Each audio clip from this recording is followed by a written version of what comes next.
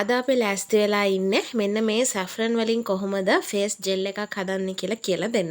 ඇත්තටම මේක face එකට විතරක් නෙමෙයි body එකට උනත් පාවිච්චි කරන්න පුළුවන්. ඉතින් ප්‍රධානම දේ තමයි හොඳ තත්වයේ saffron තෝරගන්න එක. රතු පාට ටිකක් ලොකු දිග රේණු තමයි අවශ්‍ය වෙන්නේ. ඉතින් මේ රූපේ තියෙනවා වගේ ඒවා ගන්න පුළුවන් නම් වඩාත් හොඳයි. ඊට පස්සේ අපි මුලින්ම කරන්න ඕනේ මේකේ එක්ස්ට්‍රැක්ට් එක එළියට ගන්න එක. ඉතින් මේකට මම කරන්නේ මුලින්ම saffron රේණු ටිකක් භාජනයකට දාගන්නවා. දාලා ඊට පස්සේ මේ භාජනයට හොඳට රත් වෙච්ච උණු වතුර ටිකක් දාගන්නවා. දාලා සාමාන්‍යයෙන් විනාඩි 20ක් නැත්නම් පැය භාගයක් විතර වතුර ටික හොඳටම නිවෙනකන් මෙන්න මේ භාජනයේ තියලා තියෙනවා. ඉතින් ඕගොල්ලන්ට පුළුවන් මේක වීදුරු භාජනයකට නැත්නම් ප්ලාස්ටික් භාජනයකට හොඳ පිරිසිදු එකකට දාලා මේ රේණු ටික තැම්බෙන්න සාමාන්‍ය වෙලාවක් තියලා තියන්න. දැන් මට මේක අදම හදන්න ඕන නිසා තමයි මම මේ තැම්බෙන වතුරෙන් අද හදන්නේ. කාට හරි අවශ්‍යතාවයක් තියෙනවා නම් මේක වැඩි පැය ගාණක් තියලා තියන්න. ඒත් කිසිම ගැටලුවක් නැහැ.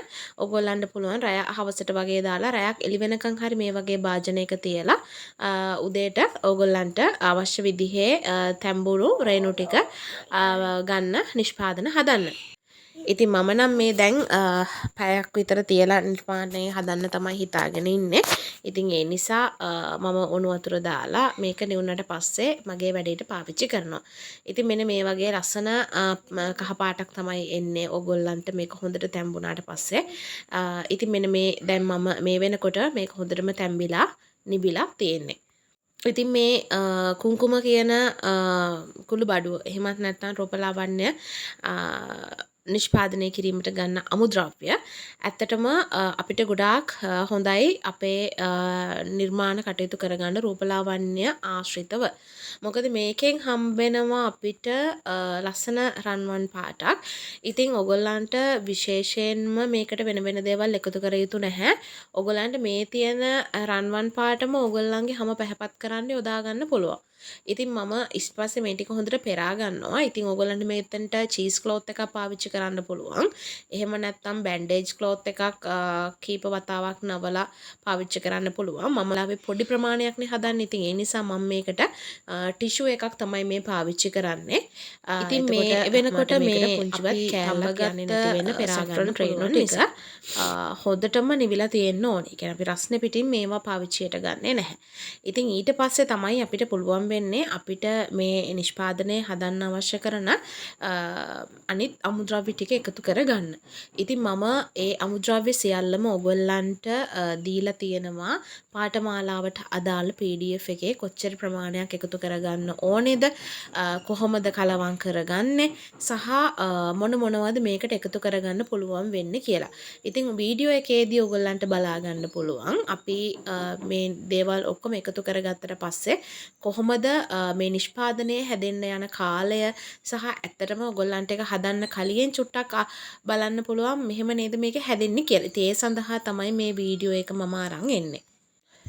ඉතින් සාමාන්‍යයෙන් විනාඩි 10ක් වගේ ගියාට පස්සේ ඔයගොල්ලන්ට මෙන්න මේ විදිහට තමයි දකින්න හම්බෙන්නේ. මේ වෙනකොටත් මේක කිසිම ජෙල් ගතියකට හැරිලා නැහැ. නමුත් යම් තරමකින් අර මුලින්ම තිබ්බට වැඩිය පුංචි තද බවක් දැන් ඔයගොල්ලන්ට මෙතන පේන්න තියෙනවා වතුරේ.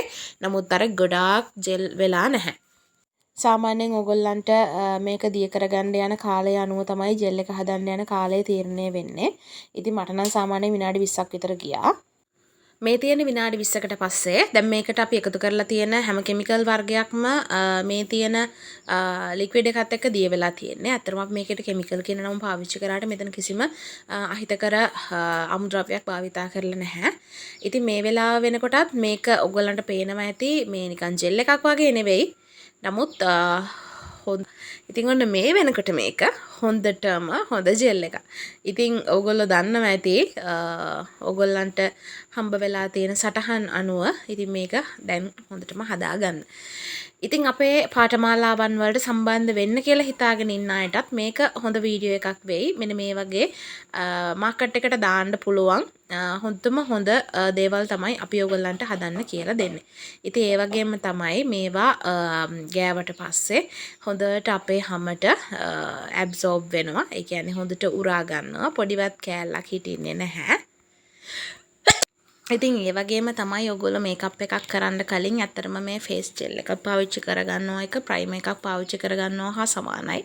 ඒ වගේම රැටත් මේ වගේ ජෙල් එකක් ඇප්ලයි කරලා නිදා ගන්න පුළුවන් නම් ඔයගොල්ලන්ට ඔය ඇඳ ඇතිරිලි වල ආලේප ගෑවෙන එක රැට නිකන් තෙල් වගේ මූණේ තියෙන එක අමාරුයි නම් ඇත්තටම මේක තමයි ඔයගොල්ලන්ට තියෙන හොඳම ඔප්ෂන් එක. ඒ වගේම ඕනම සමකට මේක පාවිච්චි කරන්න සුදුසුයි.